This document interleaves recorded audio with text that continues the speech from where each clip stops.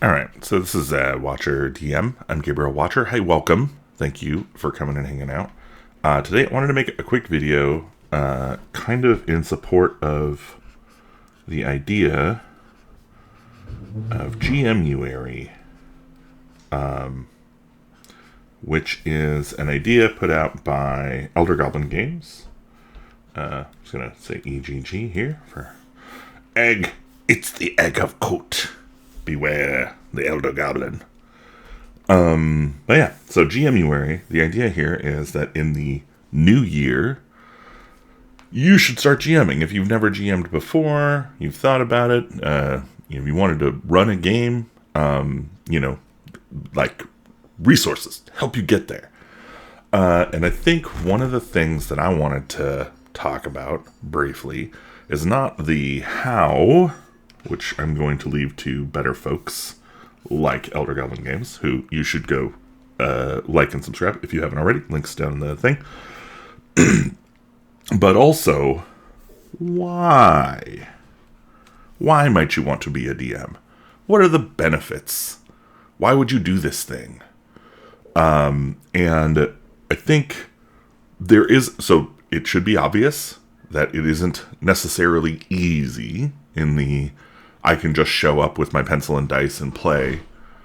There is an amount of prep, I think, that is expected. There's an amount of improv and some amount of responsibility that you take on when you run a game, when you game master or dungeon master.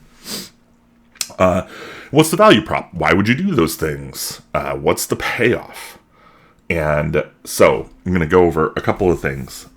First, and probably most, and, hate me for saying it, popularity. People like dungeon masters. And I can't spell, which, I was going to use later as a thing that you would get better at, but popularity. Okay. Yeah. You will get invited to play with people because you can DM. You will have more friends. It sounds strange, and it might be, anecdotal, but I've got plenty of friends. I've got enough friends. I've got enough people asking for my time because I DM. I also get invited to play in games because I have DM'd for people who also DM. So it's an opportunity to kind of spread that and encourage people to be more creative and do fun things. And when you're doing that, it's a popularity magnet. You will get more attention from people. You'll be able to have more interesting relationships with people. All right, so popularity, 1. 2, creative exercise. I don't know about you, but if I don't have something to distract me from the current capitalist dystopia, I get sad. Real sad. Sad boy, no fun. And so, my take on this is if you put your time into DMing and GMing, the woes and worries of the world will weigh less on you. At least a little bit. You will have some place to turn to just spend some of that imagination time, imaginary creative work, and it's like art. So even if you don't do art, you can do art-like things in GMing and DMing, both at the table and before. And this is the other, it's going to dovetail nicely into one of the other things. Learn fun facts. One of my favorite things about being a dungeon master or game master is that when I have an idea, it always comes with a question attached to every great idea I've got. And I, air quotes great there in this if you didn't hear it. Is a question like how is that? Why is that so? Right? Like I think it was the other day I was working on a purple worm bookmark dungeon or something, and I put lungs on it, and Alicia asked me, "Do worms have lungs?" And I was like, "I have no idea." So if you need an excuse to Google deep dive into weird stuff and learn strange things about our reality, and then warp them to make them about your non-reality, your own little fantasy place, there isn't a better, I think, version of that than DMing. Maybe writing a book, but even then, writing a book, it never makes contact with the enemy. Your players will inquire about things that will make you look for answers to things as well. So learning fun facts is one of the great perks of DMing and GMing. Okay, so 3, I think, pretty reasonable, punch list items for why you should DM. The last one is maybe a little controversial. Maybe this wouldn't be seen up front as like a good thing, but interpersonal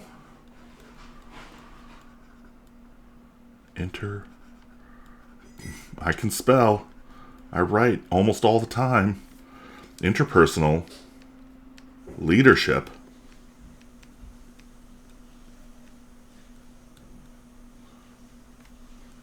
organization. This one's just going to run on forever because there's one other part to this. Interpersonal leadership, organization, and communication.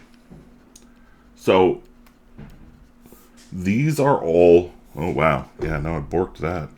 Here, let's shimmy this whole dance over to the left here. Communication.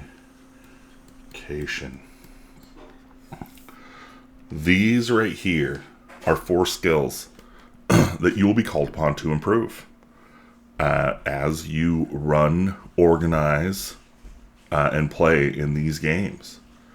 The best part about doing this in a game setting is the stakes are low. They kind of couldn't be lower. It's just about having fun.